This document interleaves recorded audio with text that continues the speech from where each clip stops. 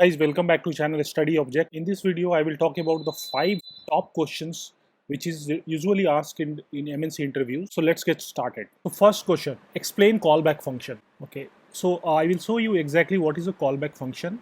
If you look at this program, so the callback function has different types and other things, but I'm going to explain the simple callback function which you can explain to any interviewer. You can see here there's a function called display, normal function, and then there is a type def void, and there is a function pointer. So this is a function pointer, and then I am having a callback function. So this call me back is a callback function.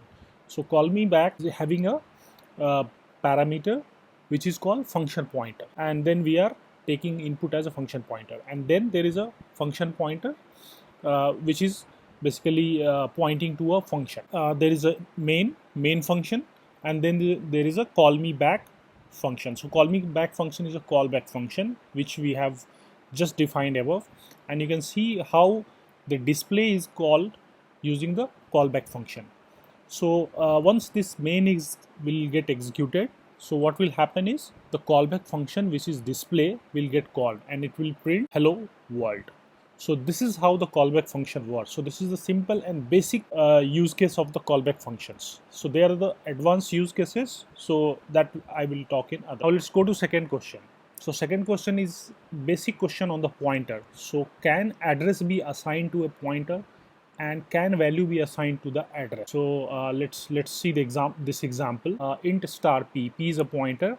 So p I am assigning any random address. So this could be anything. So integer star, I'm just typecasting it because pointer is pointing to integer. So basically I'm assigning an address to a pointer. I'm assigning a value to the pointer star p, and then I'm printing. So what will be the output of this? So this is not going to work because the addresses are assigned automatically. It should be left to the system to assign that. That's why so this program will give you segmentation fault. Moving to third question, what is structure padding? So this is the example where I have put one structure XYZ, and then there is a inside that structure I have character C and integer I. So structure XYZ, I'm just declaring here. I am defined a structure above that, and I'm just did this to get the size of this structure XYZ. So size of the structure is 8 byte.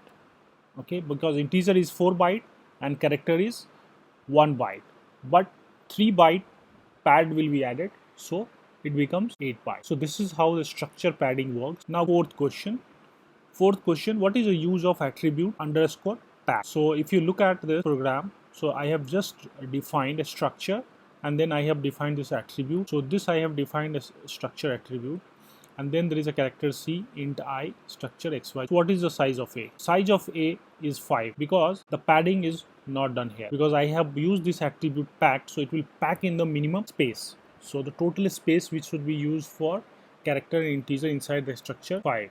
So it is not 8, so it is saving you the space. So next question is, what is the use of structure attribute pack and with aligned? So this is again used for the default behavior, which is the use of padding. Okay, if we look at this program, so if we use this with aligned, so what is the output of this program when we use this with aligned?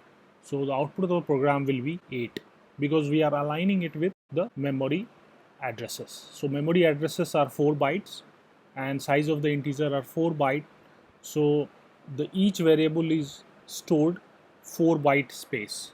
So because of that, the size of the structure, if we use the align, it will become the default behavior, which is the size of structure will be 8. So guys, thank you for watching this video.